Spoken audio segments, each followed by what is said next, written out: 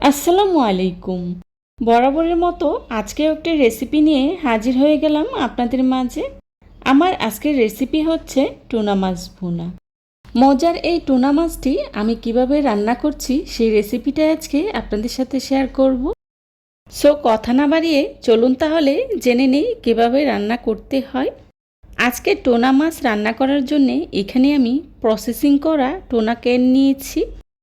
এই টুনা ক্যানগুলো যে কোনো সুপার শপে কিনতে পাওয়া যায়। প্রসেসিং করা এই টুনা ক্যান রান্না করা খুবই সহজ, অল্প সময়েই রান্না করে নেওয়া যায়।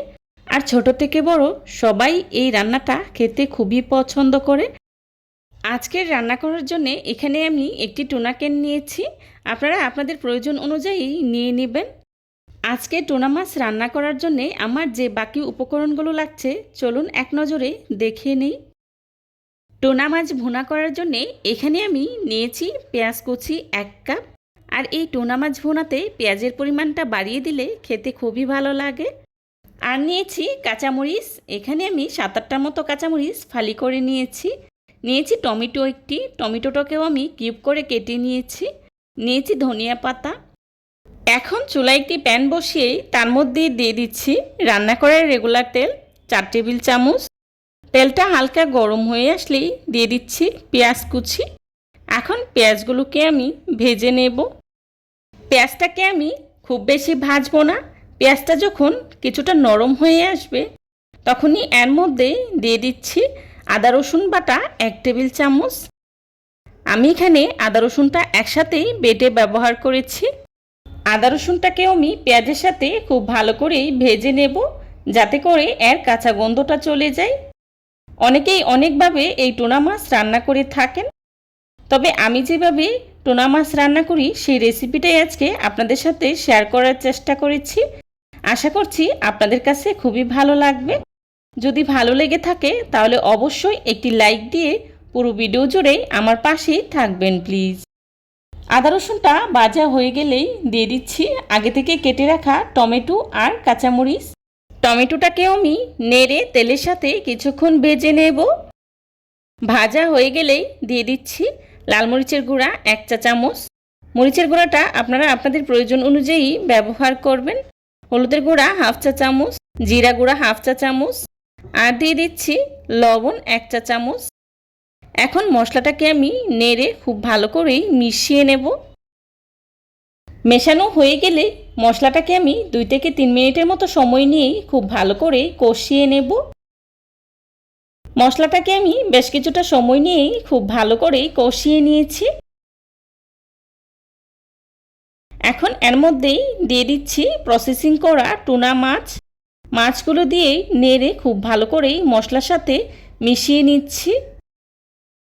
এই মাছটা যেহেতু আগে থেকেই প্রসেসিং করা থাকে তাই এই মাছটা রান্না করতে খুব একটা সময় লাগে না, অল্প সময়েই হয়ে যায়। এই মাছটা কিন্তু ক্যানের মধ্যেই জমাট বাঁধা থাকে, এটাকে খুব ভালো করে নেড়ে ভেঙে নিতে হয়। দেখতেই পাচ্ছেন আমি কিভাবে মাছটাকে ভেঙে গুঁড়ো করে নিচ্ছি।